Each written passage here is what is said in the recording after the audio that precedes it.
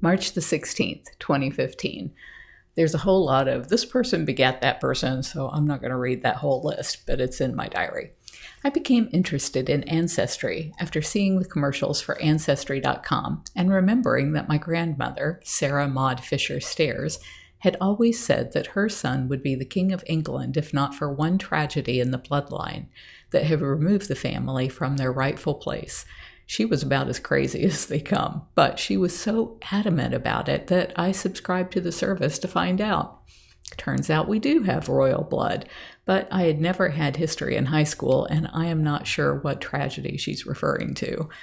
Since there is nothing I could ever buy my dad, because he just didn't want gifts, I would search out some member of his ancestry and print up a binder of genealogy and then stories from people in the chain for him. He always seemed to enjoy learning about his ancestors.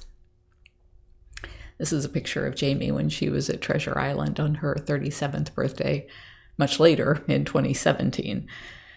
You might be wondering, why is it that I have these pictures that are taken like out of sequence? And it's because as I go through here and I see, oh, there's a long spat of text with no images in it, I've put in images that were close to that time frame that I could find, but not exactly that time frame. And then it lists all of the Samuel Steele Fisher, 1875 to 1950, son of Mary Elizabeth Steele; Sarah Maud Fisher, 1913 to 2000, daughter of Samuel Steele Fisher; Vernon Stairs, 1941, and then it had a blank there, but till 2016, son of Sarah Maud Fisher; Carole Ann Stairs Baskin, you were the daughter of Vernon Charles Stairs. So this is the way Ancestry breaks down this tree. King Claudius, aka Clodio II, his birthplace was in Ville de Paris, and in France, and his death was in 20, and then it says 1018-20 AD. The immediate family, son of Clodius, king of the West Franks. It is commonly said that the Franks came originally from Pannonia and first colonized the bank of the Rhine. Then they crossed the river, marched through Thuringia, and set up in each country district and in each city long-haired kings chosen from the foremost and most noble family of their race. They also say that Clodio, a man of high birth, marked ability among his people, was king of the Franks, and that he lived in the castle of Duisberg in Thuringian territory. In those parts, that is towards the south. The Romans occupied the territory as far as the River Loire. Clodio sent spies to the town of Cambrai. When they discovered all that they needed to know, he himself followed and crushed the Romans and captured the town. He lived there only a short time and then occupied the country up to the Somme. Some say that the Merovech, the king of the Childeric, was descended from Clodio. So these were the kinds of stories that I would include for my father. And there's a bunch of this, so I'm just going to go to March 17th, 2015 and put it all in one. This is Charlemagne, Charles, the Great Holy Roman Emperor from 742 to 814, and he was my 39th great-grandfather, and kind of looks like us in this painting. And then it lists all of the son of the daughter of the son of the daughter of the, all the way down.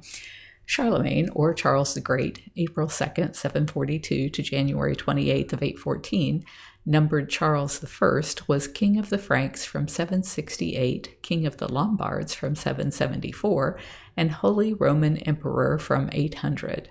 He united much of Western and Central Europe during the early Middle Ages. He was the first recognized emperor to rule from Western Europe since the fall of the Western Roman Empire 3 centuries earlier. The expanded Frankish state that Charlemagne founded is called the Carolingian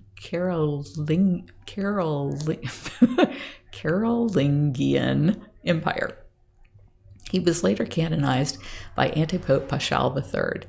Charlemagne was the eldest son of Pepin the Short and Bertrada of Leon, born before their conical marriage.